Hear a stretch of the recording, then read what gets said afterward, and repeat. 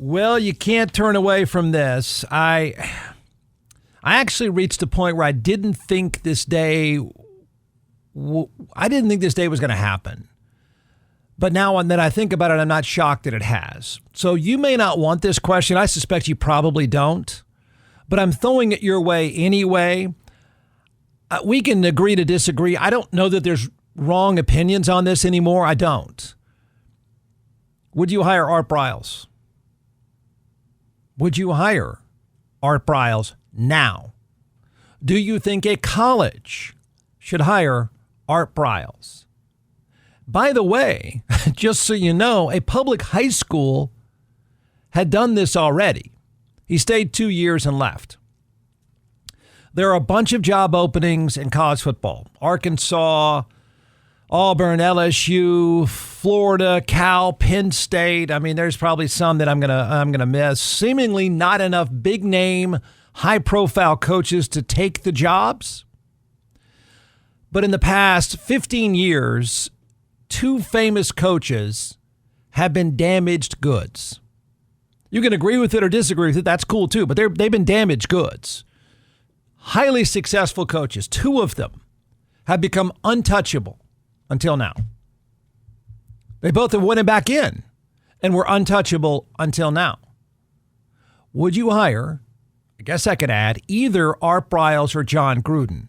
You may not even know who that is. And that's okay. I can explain it to you. If you don't know who it is, I suspect you may come at this at a different angle, but we'll see. 8 to 10 years ago, you would have. Art Briles worked magic at Baylor. The on-field product, the on-field program at Baylor was off the charts good. There's no one that followed football at all that couldn't say, oh my gosh, look what a difference this is. There is no debating how good of a coach he was.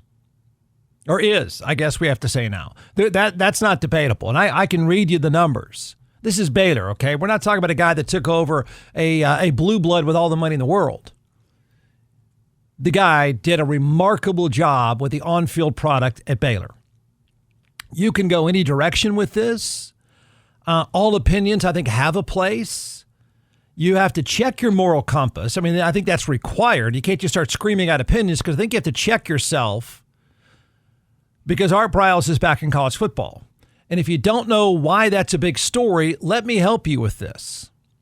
In September of 2023, Baylor settled a federal lawsuit filed by, I believe, 15 survivors. They claimed the university ignored or mishandled their reports of being sexually assaulted. They claimed they were, in some cases, discouraged from reporting the sexual assaults. They claimed the school wouldn't listen. Some even said police didn't listen. Here's what Yahoo reports today. Art Briles hasn't coached in college football since he was fired from Baylor in 2016 amid a massive sexual assault scandal under his watch. I went back and forth on this. There were times that I thought that might be the end of their football program.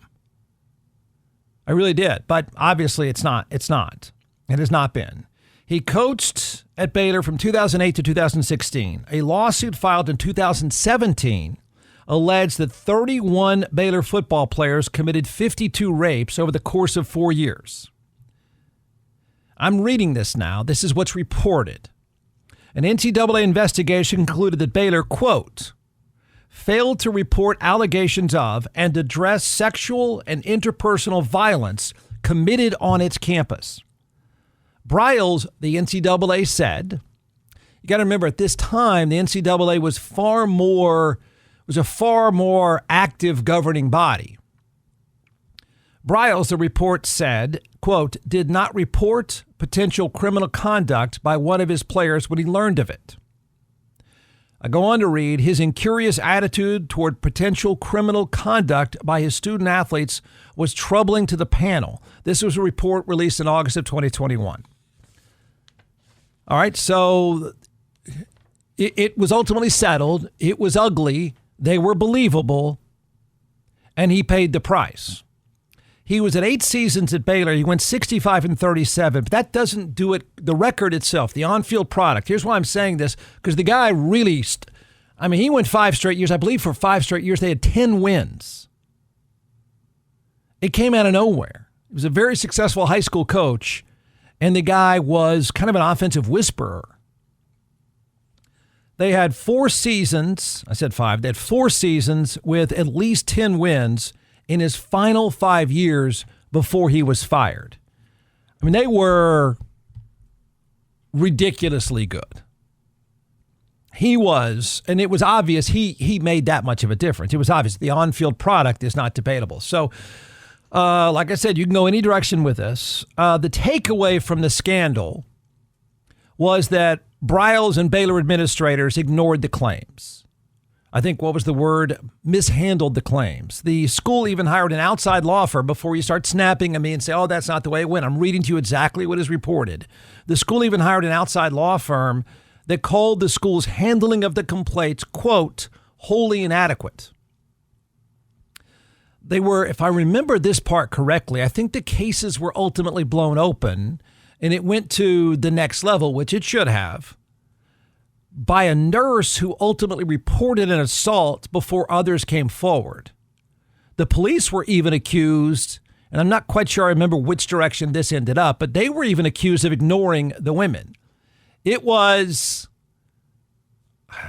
to be kind, and a cascade of intentional ignorance by everyone in power.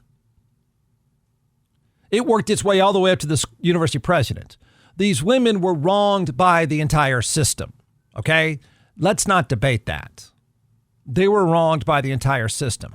Where a football coach factors into that was a debate, and I think it's still a debate, and now you got another debate, and that is, would you hire him? The president of the school, Ken Starr, was ultimately forced out. He should have been. The football coach who won a bunch was fired. He's news again.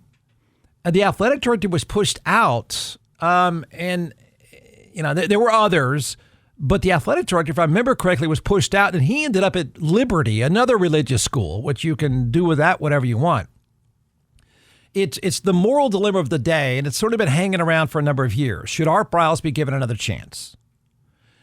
I'm telling you, and I don't say this very often, the guy was really, really a good coach. There is no denying the product and how quickly he did it at Baylor. A really innovative guy, but nobody would touch him until now, although a public high school did for a couple of years. Would you hire him? What if Eastern New Mexico, that's where he's been hired, just so you know? I don't even know where that is. But he has been hired at Eastern New Mexico. But what if, I don't know where he is in his headspace and coaching and stuff like that. But what if Eastern New Mexico wins all of a sudden? And I'll be honest with you, they might. He's that good. He proves to be, play this out. What if, knowing all the stuff that's going on, all the jobs that are open, what if he proves to be the offensive whisperer again? Does a big-time program make a run at him? I mean, it's now must watch, particularly if you knew the guy's history of success at high school. Rarely do you see that translate, but it did for him. Would you hire him? That would be really, if we go back a few years and, he was, this guy was at the time before the scandal broke. I mean, this was, there was nobody viewed as doing a better job with as little as he had than what Art Briles was doing with Baylor. Then the scandal hits, and it is for good reason. These women were wronged by the entire system. But I'll say this, I would not hire him. I wouldn't. But I'm going to say the same thing I've thought for years. Of all the people that wronged these women at the time, I'm putting the football coach last in line. This is what I thought was always convoluted about not only our opinions, but a lot of their reactions. We're flipping out about the football coach. We were flipping out at him. And I'm not giving him a pass. And to be honest, he didn't get a pass. His career's been ruined. But we didn't expect more of the president of the university. We didn't expect more of the dean of students. We didn't expect more of the cops. Really? I mean, he ended up, whether you agree with this or not, being the face of a scandal when I'm thinking, when you send your kid to college, I'm less concerned about the legal and moral implications of the football coach than I am everybody else. I mean, I'm putting the football coach last in line. Now, I'm not saying I still probably wouldn't hire him. I just wouldn't want to go there. But anybody and everybody had a legal and moral obligation to report what these women were saying. But it's not the football coach's fault. The school administrators, even the police, did nothing. You send your kid to school with the belief, you're paying that school with the belief that they keep them safe and that they listen to them. Not only that, you expect the school to have a moral compass. Even worse, as a taxpayer, you would expect more from the police. So last in line, I've always thought would be the football coach. And again, I'm not giving him a pass. And really, he's paid a severe price. Do you think it's enough is the question of the day. But man, and that whole order of who it is we should be judging, I find it hard to believe that the football coach is near the top. He lost his job and his career until now. He was ruined professionally far more, I think we could argue, feel free to correct me, but I think we could argue that he was ruined professionally far more than almost all of the people in leadership positions. That's what's most disgusting. Would I want my school to hire him? It's come up a few times. No. But the guy has paid a price, correct? He has. You decide. There it is. I told you I would throw it back to you. You decide if you think he's paid enough of a price after all this time. Now, I mean, there's more explicit details, and it's awful and it's ugly and all that stuff. But you've got the basic primer of the scandal and how good of a coach he was and how, boom, career is over. If this works, do you think someone, and I don't even know what it works is, but if he does well at whatever this school is, Eastern New Mexico, and the person that hired him, I think, had ties to Baylor, so they know how good he is. If it works, do you think someone else would hire him? I do. Hey, here's a recommendation backed up by my own experience, a great experience. And that is, I've been a client of DJC Law, and I can tell you this. You're going to get three things with DJC Law. You'll notice it right away. The difference is you will get peace of mind. They will take care of every single detail perfectly, and you will get the result you deserve. If you're injured by the negligence of someone else, fighting with an insurance company for any reason, trust me when I tell you, you will need DJC Law. Dan Christensen and his team of attorneys have a remarkable track record. I've known Dan a long time. He's a military vet. He's board certified in civil trial law, and I've been a client. So you can trust them. You will get the result you deserve. Check out teamjustice.com, and you'll see thousands of 5-star reviews. The bottom line is, if you're in an accident, you need DJC Law. Contact them right away. 512-888-9999.